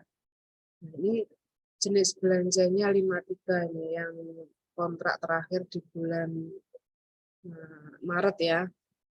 Nah, ini statusnya yang dari 5 kontrak itu yang 4 tepat waktu, ada 1 kontrak yang terlambat. Ini tanggal kontraknya, yang kontrak pertama 21 Desember 2021, dia sudah memenuhi kriteria akselerasi kontrak Pradipa ya sebenarnya. Hanya saja sayang sekali pendaftarannya terlambat gitu ya. Nah, untuk kepatuhan ini yang kontrak pertama 0 karena terlambat lebih dari 5 hari kerja setelah kontrak ditandatangani. Kemudian untuk akselerasi Pradipa ini dapat nilai yang optimal ya 120 karena tanggal kontraknya itu tahun 2021. Nah, untuk akselerasi kontrak 53 di sini nilainya 0. Kenapa? Karena jenis belanjanya adalah belanja 52. Nah, kita lihat yang kontrak nomor 3. Kontrak nomor 3 ini dia jenis belanjanya 53. Kemudian didaftarkan tepat waktu sehingga nilai kepatuhannya optimal ya. Kemudian akselerasi kontrak Pradipanya ini mendapatkan nilai 100 ya. Kenapa 100? Karena tanggal kontraknya itu di tahun 2022. Berbeda dengan kontrak yang satu. Kalau kontrak yang satu nilainya 120. Karena ditandatangani sebelum tahun anggaran berjalan itu dimulai. Nah, untuk akselerasi kontrak Pradipa ini hanya dihitung di triwulan 1. Untuk nilai kontrak ini tidak, kalau berdasarkan simulasi ini untuk nilai kontraknya itu indikator belanja kontraktual komponen akselerasi kontrak Pradipa ini berapapun nilainya gitu ya. Ini akan dihitung di triwulan 1 gitu. Tapi kalau untuk akselerasi kontrak 53 ini yang dihitung tidak semuanya dihitung gitu ya. Yang dihitung itu adalah yang nilainya 50 sampai dengan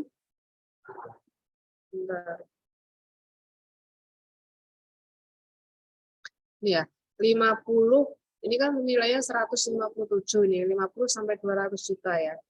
Ini 577 kenapa nggak dihitung akselerasi kontrak 53-nya? Karena akunnya 52. Kemudian ini yang kontrak 4,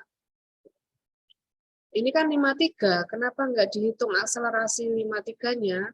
Karena nilainya di atas 200 juta, ini kan 300 juta ya. Nah, kemudian kontrak 5, ini dihitung ke 3 komponennya gitu ya.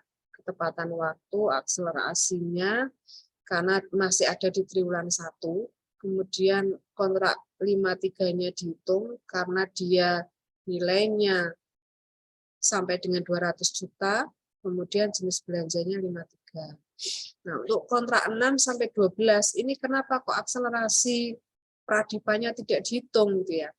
Nah, untuk komponen akselerasi kontrak Pradipa ini khusus diperuntukkan untuk penilaian di triwulan 1 ya Ibu Bapak ya. Untuk triwulan 2 sampai dengan triwulan 4 dia tidak dihitung. Bobot 30% ini tidak dihitung. Nah, kemudian untuk akselerasi kontrak 53, ini kenapa kontrak 6 dan 7 tidak dihitung gitu kan? Karena akunnya 52. Ini kontrak 9 sama kontrak 10, kenapa tidak dihitung? karena nilainya di atas 200 juta, ini kan 811 sama 2,9 miliar. Seperti ini ya Bapak Ibu. Nah, kinerja bulanan itu dihitung berdasarkan akumulasi dari perhitungan ketiga komponen ini Bapak Ibu. Ini perhitungannya, misalnya kontraknya ada 12, yang tepat waktu itu ada 11, nilai totalnya 1.100. Ini dibagi jumlah kontraknya, dapatlah nilai komponen kepatuhan. Kemudian untuk akselerasi, ini nilai total akselerasi kontrak pradipannya berapa, dibagi jumlah kontraknya, dapat nilai akhir gitu kan. Kemudian akselerasi kontrak 53 juga seperti itu. Dijumlahkan semua kinerjanya, kemudian dibagi jumlah kontraknya. Nah, setelah dapat nilai akhirnya, masing-masing dikalikan dengan bobotnya ya. Kepatuhan ini bobotnya kan 40%. Kemudian kontrak pradipa bobotnya 30%. Kemudian kontrak akselerasi kontrak 53 bobotnya 30%. Nah, setelah dihitung, ketemulah nilai kinerja belanja kontraktual akhir yaitu 97,07. Seperti itu Bapak Ibu. Ini ada catatan ya di sini ya. Apabila saat tidak punya transaksi belanja modal nilai di atas 50 sampai 200 juta, maka nilainya dikonversi. Dikonversi itu artinya bobotnya itu tidak lagi 100% gitu ya. Kalau misalnya dia hanya kontraknya kontrak 52, berarti komponen yang dihitung itu hanya komponen kepatuhan dan akselerasi kontrak pradipa aja gitu ya. Misalnya dia ada kontrak di triwulan 1. Kalau misalnya kontraknya itu dilaksanakan di triwulan 2 dan seterusnya, berarti komponen yang dihitung ya hanya kepatuhan saja gitu ya. Seperti itu ya Bapak Ibu. Nah, kemudian untuk kinerja dispensasi SPM Ibu Bapak sekalian, ini kita lihat nih ya. Kalau misalnya ada satu saja SPM yang didispensasi Bapak Ibu, ini kinerjanya itu berkurang 0,25 poin ya. Nah, kalau kinerja dispensasi SPM itu kan dia bobotnya 5% ya Bapak Ibu. Kalau nilainya 100, berarti dia menyumbang nilai IPA itu sebesar 5 poin gitu ya. Nah, kalau ada satu SPM aja yang terlambat, 5 poin ini berubah menjadi 4,75 karena kategori nilainya kan jadi 95 ya. Nah, ini ada salah ketik ya Bapak Ibu. Ini harusnya 4,50. Simulasinya seperti ini Bapak Ibu. Kalau untuk dispensasi SPM ini perhitungannya pada triwulan 4 ya. Baru dihitung itu di triwulan 4 ya. Misalnya ada 5.214 P2D. Nah, dari 5.214 ini ada 24 SPM yang diajukan melampaui batas-batas pengajuan SPM di dalam Perdirjen yang mengatur terkait penerimaan dan pengeluaran negara pada akhir tahun. Nah, ketika 24 SPM ini didispensasi, maka dia akan menjadi pengurang kinerja dispensasi SPM gitu ya. Bagaimana menghitungnya? Berarti 24 ini dikali 1000 dibagi 5.214. Nah, rasionya itu dihitung per 1000 SPM ya Bapak Ibu, sehingga dihasilkan nilai rasionya 4,60. Nah, angka 4,60 ini kita masukkan di dalam tabel kategori nilai ya. Kalau misalnya rasionya itu lebih dari atau sama dengan 5, maka nilainya adalah 80.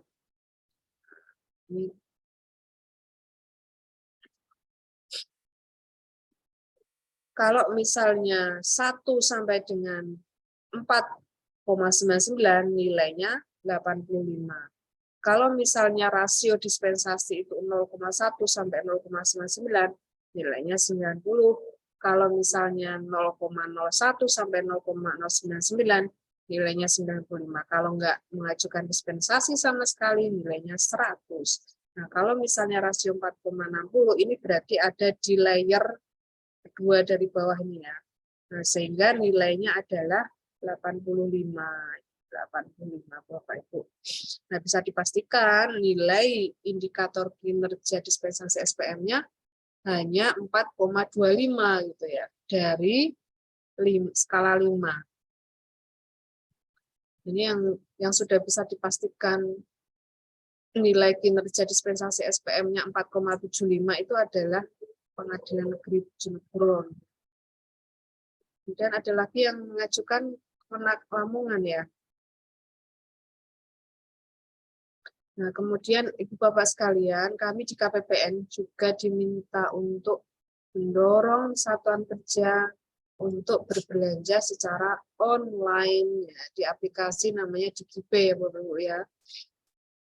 Karena 43 satuan kerja itu bermitra dengan BRI, kami sementara ini ya konsentrasi untuk bagaimana mendorong satuan kerja yang bermitra dengan BRI ini untuk berbelanja secara online di aplikasi namanya Digipe 002. Nah, alhamdulillah target yang diberikan oleh kantor pusat di Cabang Bendaraan sampai saat ini, sampai dengan 23 Desember itu sudah tercapai ya Bapak Ibu ya. Nah, ini sayangnya jumlah transaksi ini hanya bersumber dari satu satker, yaitu satker KPPN gitu ya. Kami berharap Ibu Bapak sekalian bisa membantu UMKM ya, membantu memasarkan produk UMKM ini melalui digitalisasi ya, digitalisasi pembayaran ya. Ketika UMKM itu dia bergabung di Digipe, ada potensi dia bisa menjadi mitra di banyak satker gitu ya. Niat baiknya pemerintah itu seperti itu. Tidak hanya satu satker yang berbelanja ke dia, tapi beberapa satker yang memiliki alokasi dana yang bersumber dari APBN, alokasi belanja dari APBN ini juga bisa membantu banyak UMKM. Nah, nilainya sangat kecil sekali ya Bapak Ibu. Kalau kita lihat tadi belanja negara, itu totalnya yang merupakan belanja pemerintah pusat, belanja untuk kementerian lembaga di wilayah kerja KPPN Bojonegoro tadi kan totalnya 774 miliar ya. Nah, ini hanya 45,5 juta yang ditransaksikan secara online melalui Digipe. Mudah-mudahan upaya kami untuk mendorong Ibu Bapak sekalian ada hasilnya di tahun 2023 nanti gitu ya. Berdasarkan identifikasi kami, baru 22 satker ini yang potensial karena memiliki pejabat pengadaan gitu ya. Satker yang lain karena tidak memiliki pejabat pengadaan yang bersertifikat, jadi belum bisa bergabung untuk bertransaksi di Digipe. Nah, kami sudah menggait vendor itu sebanyak 24 ya Bapak Ibu ya. Ini tersebar di Lamongan dan di Bojonegoro. Nah, kami berharap vendor-vendor yang sudah tergabung di Digipe ini bisa menikmati aliran belanja negara juga gitu, secara online. Untuk pengadaan ini tidak perlu lagi harus bertatap muka secara langsung, memilih barangnya secara langsung gitu ya. Nah, kemudian bagaimana supaya kami bisa bertransaksi secara online, belanja secara online di Digipe? Mudah sekali ya Bapak Ibu. Kalau untuk penetapan SK saya yakin sudah ya. Kemudian user admin ini tinggal merekam user yang lain gitu ya. Usernya PPK, pejabat pengadaan, kemudian penerima barang, kemudian usernya bendahara, kemudian usernya pemesan. Nah, kemudian user admin kemudian mengunggah kode kegiatan, ini filenya dalam bentuk file Excel, kemudian merekam atau mengundang vendor ke aplikasi DigiPay-nya, sudah siap setelah itu ya. Ketika si penyedia sudah ada, si pembeli sudah ada, tinggal bertransaksi. Sebenarnya simpel ya Bapak Ibu ya. Cuman untuk memulai hal yang baru itu yang memerlukan komitmen, keberanian gitu ya. Nanti kami masih mendiskusikan ya, kira-kira langkah terbaik seperti apa supaya Ibu Bapak sekalian dapat aktif untuk bertransaksi secara online melalui DigiPay. Dan saat ini Kementerian Keuangan sedang mengembangkan aplikasi DigiPay 1 ya Bapak Ibu. Kalau saat ini kan satker dan vendor ini harus memiliki rekening yang sama gitu ya. Kedepannya setelah aplikasi DigiPay 1 ini dirilis, tidak harus memiliki rekening yang sama dengan satker si vendor ini supaya bisa bertransaksi ya. Untuk bisa belanja ke UMKM tidak harus memiliki rekening yang sama dengan rekening bendahara. Rekening dari bank manapun itu bisa masuk di DigiPay 1.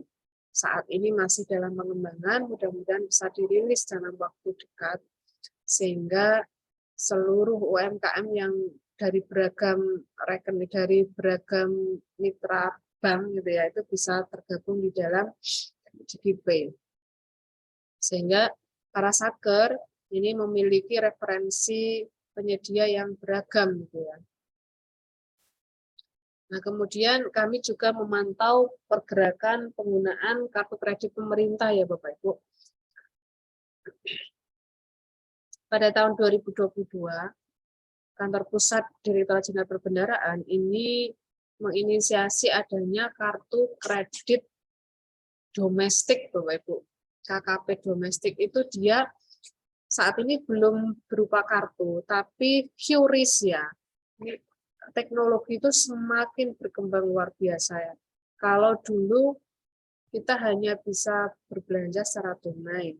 Nah, seiring berjalannya waktu, para bendahara ini dibekali dengan kartu debit, kemudian kartu kredit gesek.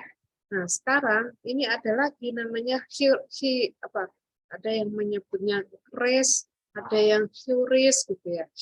Nah, ini belanja tinggal scan barcode aja Bapak Ibu, nggak perlu bawa kartu, nggak perlu bawa uang tunai, cukup scan barcode itu sudah terbayar belanjanya gitu ya.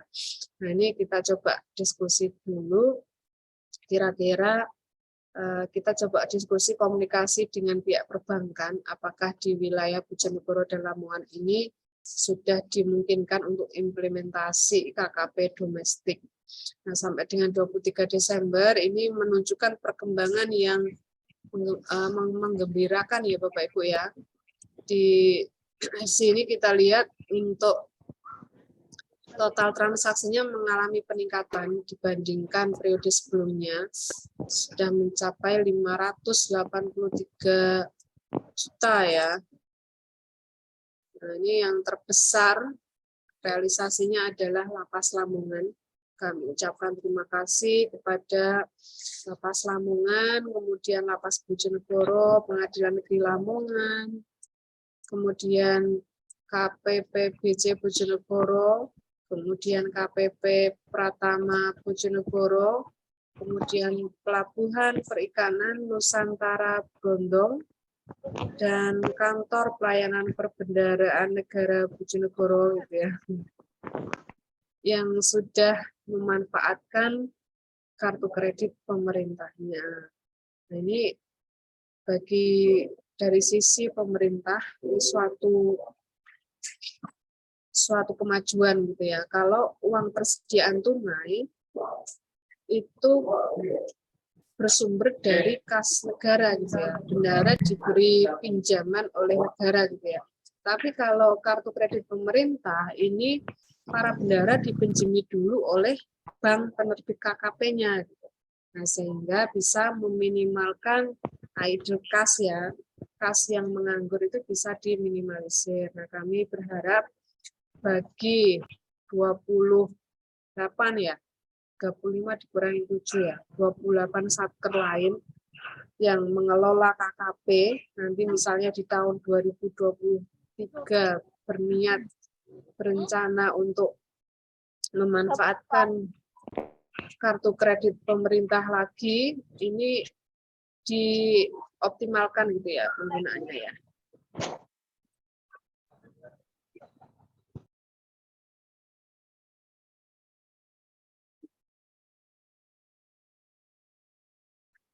Keuntungannya KKP ini Bapak Ibu, kalau misalnya belanjanya itu di apa namanya, bela beli ya, LKPP itu ya, bela beli, kemudian belanja di Dikipay itu bisa sampai nilainya bisa sampai 200 juta ya pembayaran kerekanannya itu.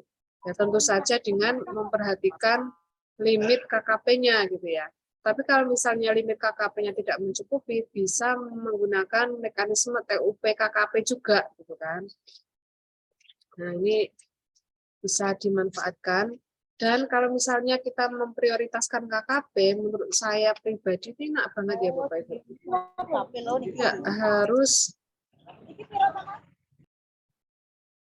Tidak harus revolving ke KPPN dengan minimal 50%, kemudian tidak harus menyetorkan sisa UP-nya gitu ya. Terus dia tidak menjadi bagian dari penilaian kinerja pengelolaan UP dan TUP gitu ya. Seandainya nih Satker itu dia full 100% menggunakan KKP ya, misalnya. Maka indikator pengelolaan UP TUP itu dia tidak memiliki bobot, gitu. Bobotnya 0% gitu ya. Nggak perlu harus dinilai kinerja pengelolaan UP TUP-nya. Yang dinilai untuk indikator pengelolaan UP TUP itu adalah uang persediaan tunai yang dikelola oleh bendahara.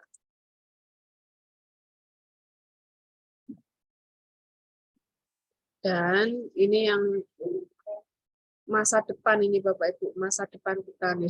30 Desember ini merupakan tanggal batas akhir penyetoran sisa dana UP TUP.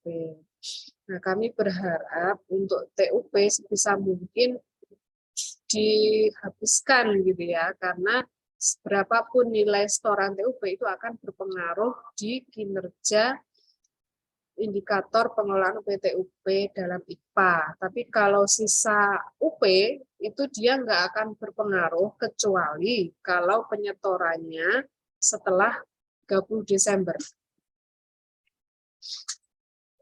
Nah, kemudian untuk akun-akunnya juga mohon diperhatikan nih Bapak Ibu.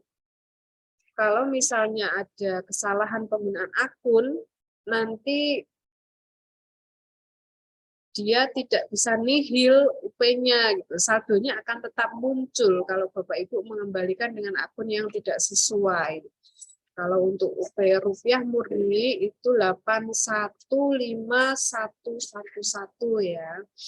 Kalau TUP itu 5-nya 2 kali gitu ya, 815513. Nah, perbedaan rupiah murni dengan PNBP itu di ekornya gitu. Kalau rupiah murni ekornya 1, kalau PNBP ekornya 3. Nah, ini perlu diperhatikan ya Bapak Ibu. Bagaimana kalau misalnya saya menyetorkan, misalnya naudzubillah min dzalik, ya kita nggak menginginkan itu terjadi gitu ya. Tapi bagaimana kalau misalnya kejadian namanya kegiatan force majeure gitu ya, nggak bisa dihindari karena satu dan lain hal, kami nggak bisa menyetorkan di 30 Desember, tapi yang mudah-mudahan 50 satker tuntas clear 30 Desember. Nah, maka akunnya berbeda lagi Bapak Ibu, bukan akun yang belakangnya 1 atau 3, tapi belakangnya 4 ya. 815114 atau 815514. Mudah-mudahan akun itu tidak sampai digunakan. Nah, kemudian kita lihat ya Bapak Ibu.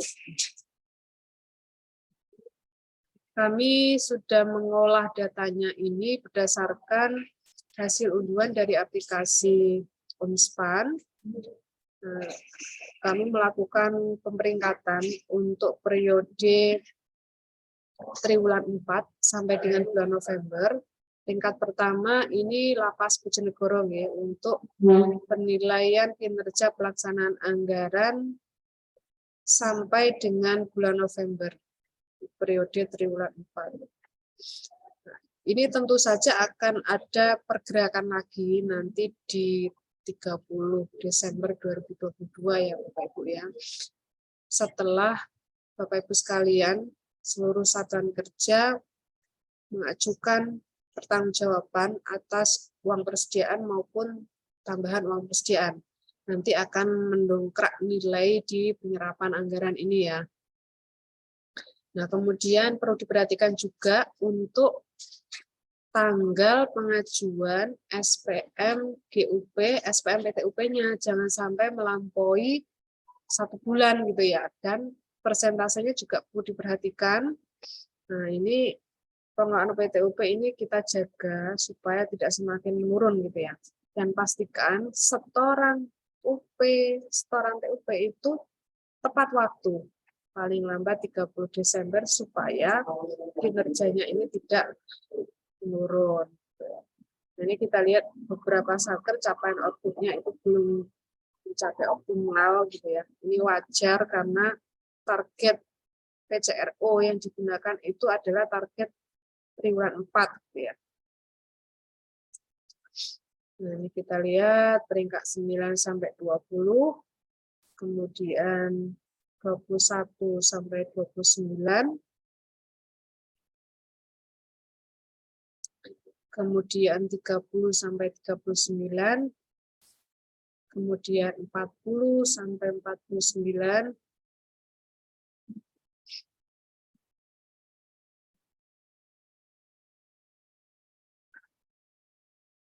ini kita lihat di sini ada Rumkit ya Bapak Ibu. Rumkit ini nilai deviasinya ini paling rendah gitu ya. Paling rendah sak Bojonegoro Lamongan. Tapi kenapa dia Tapi kenapa dia bisa baik gitu ya? Bukan kurang atau cukup. Karena untuk capaian output-nya yang memiliki bobot tertinggi ya. Bobot capaian output itu kan 25% ya. Ini dia optimal gitu ya, nilainya 100 sehingga bisa mendongkrak kinerja secara keseluruhan. Nah, ini eman-eman banget gitu ya. Sebenarnya hanya perlu konsisten menepati janji. Nah, kemudian kita lihat berikutnya. Nah, ini yang berada di posisi juru kunci ya. KPU Bojonegoro, kita lihat di sini. Mudah-mudahan tahun 2023 bisa lebih baik daripada 2022 ya Bapak Ibu. Kebetulan KPU ini tahun 2023 dan 2024 itu ada mekanisme yang berbeda ya untuk pencairan dana tahapan pelaksanaan pemilu.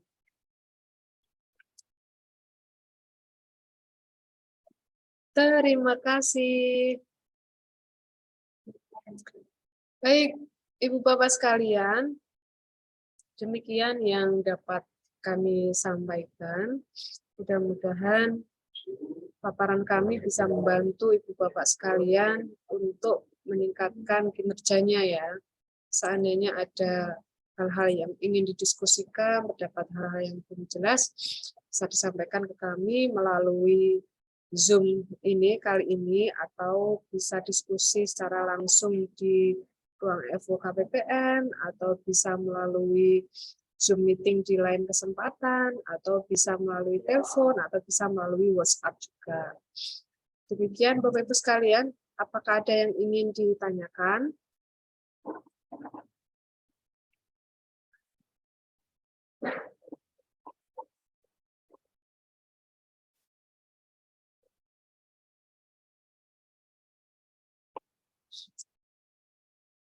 Sepertinya sudah jelas ya. Baik, Bapak Ibu sekalian. Ya. Nggih, Untuk monggo Mas pembalian Hendra. pembalian sisa TUP itu pengaruh nilai IPA-nya gimana? Iya, berpengaruh, Mas. Itu bobotnya 25%. Semakin tinggi persentasenya, maka semakin rendah nilainya. Misalnya nih, Mas Indra kan punya TUP itu 50 juta. Iya. Terus dikembalikan sama Mas Indra itu 5 juta gitu ya. 5 juta itu berarti kan 10%-nya ya. Iya. Nah, 10% berarti nanti nilai untuk indikator pengelolaan TUP komponen setoran TUP itu 100 dikurangi persentasenya. Dikurangi 10%, berarti nilainya 90, Mas. Nah, 90 itu nanti dikalikan bobotnya 25%. Seperti itu. Berarti kalau sisanya tidak lebih dari 10% aman ya? Enggak aman juga. Misalnya persentase pengembaliannya itu 1% gitu ya. Berarti nanti Ya. nilai kinerjanya kan 99. 99 Oh, ini gitu. nanti dikali bobotnya 25%. Oke, siap. Oke. Jadi persentase. Nah, itulah kenapa kami mendorong Satker supaya TUP ini dihabiskan gitu ya. Kalau misalnya UP-nya itu yang bersisa, dia nggak ngefek ke kinerja pengelolaan PTUP. Asalkan sisa UP-nya ini disetor sebelum 30 Desember. Tapi kalau Berarti sisa ya? ya, Besok saya setor aja. yang mana Mas yang mau di-store? Sisa TUP. Loh, nggak bisa dihabisin, Mas. Nggak bisa, mau. Uang makannya kan lebih. Ah, nih. Mas, ini cuman saran ya. Kalau misalnya, kalau dari kami nih, terkait uang makan, kalau Ya. uang makan, ini kita bayarkan langkah terbaik menurut kami ya, Mas ya. Tapi ini opsional. Kalau misalnya pengen kinerjanya tinggi, Satker itu bisa memilih alternatif seperti ini. Uang makan ini dibayar sesuai perhitungan yang sudah disusun ketika Satker mengajukan TUP. Iya. Nah, ini tapi dananya di-keep dulu nih, jangan ditransfer ke rekening pegawai dulu. Nah, daftarnya kan sesuai daftar yang sudah disusun ketika mengajukan TUP. Nah, kemudian ketika, jadi nggak ada istilah setoran sisa TUP, Mas. Ketika daftar itu sudah fix, taruhlah daftar itu fixnya itu tanggal 3 Januari gitu ya, atau minggu pertama di bulan Januari. Itu kita sudah dapatkan ya, berapa jumlah pegawai yang masuk kerja, berapa yang cuti, berapa yang sakit, berapa yang izin gitu kan. Sehingga kelihatan nih jumlah yang masuk dan nggak masuk, sudah dapat angkanya. Maka yang dimasukkan ke rekening masing-masing pegawai itu adalah angka real yang harus mereka terima. Nah, kemudian selisih antara TUP dengan jumlah yang masuk ke rekening masing-masing pegawai ini distorkan sebagai pengembalian belanja uang makan tahun anggaran yang lalu pakai akun 425911, Mas. Ini alternatif terbaik menurut kami yang bisa ditempuh Satker. Aduh. Siap. Kalau pengen kinerjanya nggak semakin menurun, itulah kenapa kami senantiasa mengingatkan Satker untuk menghitung dengan cermat. Cuman memang pegawai yang sakit, pegawai yang cuti itu kan nggak benar-benar nggak bisa diprediksi gitu ya. Betul. Ya memang paling aman membayar uang makan itu pakai UP, Mas, pakai UP, bukan TUP gitu ya. Tapi kalau UP-nya nggak cukup ya mau nggak mau harus TUP gitu ya. Paling aman pakai UP karena dia kan bersifat tidak pasti ya. Mending belanja-belanja yang lain itu yang dialokasikan untuk TUP-nya gitu daripada uang makan. Siap, siap. Oke, seperti itu Mas Terima kasih, Indra. Oke, sami-sami. Ada lagi Bu Bapak yang ingin dikomunikasikan? Ini yang teridentifikasi pagu minus nggak cukup untuk PTUP itu Satker Man 2 ya. Man 2 juga, ini Kemenak Bojonegoro ada nggak ya? Kemenak ini nggak ada ya. Kemenak Lamongan juga nggak ada. Kemenak Bojonegoro juga nggak hadir.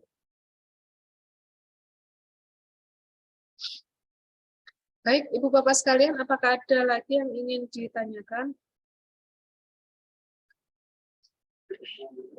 Sepertinya sudah cukup ya. Nanti rekaman video ini akan kita unggah di kanal YouTube-nya KPPN Bojonegoro. Kemudian materi juga akan kami unggah di tautan SID KPPN BJN UFO itu ya, gudangnya materi dari KPPN. Demikian Bapak Ibu yang dapat kami sampaikan. Mohon maaf apabila dalam penyampaian materi kali ini terdapat hal-hal yang kurang berkenan. Saya akhiri. Wabillahi taufiq wal hidayah. Wassalamualaikum warahmatullahi wabarakatuh. Waalaikumsalam. Terima kasih Dek Tasya. Saya kembalikan ke Dek Tasya ya. Terima kasih Bu Retna atas penyampaian materinya terkait fokus group discussion evaluasi pelaksanaan anggaran Satuan Kerja KPPN Bojonegoro. Bapak Ibu yang kami hormati, akhirnya sampailah kita di penghujung acara. Kami ucapkan terima kasih atas kehadiran dan partisipasi Bapak Ibu sekalian. Atas nama seluruh panitia penyelenggara, kami mohon maaf apabila terdapat kata-kata ataupun perbuatan kami yang kurang berkenan. Wabillahi taufiq wal hidayah. Assalamualaikum warahmatullahi wabarakatuh. Waalaikumsalam warahmatullahi wabarakatuh. Mohon izin Bapak Ibu sekalian, kami akhiri pertemuan hari ini nggih.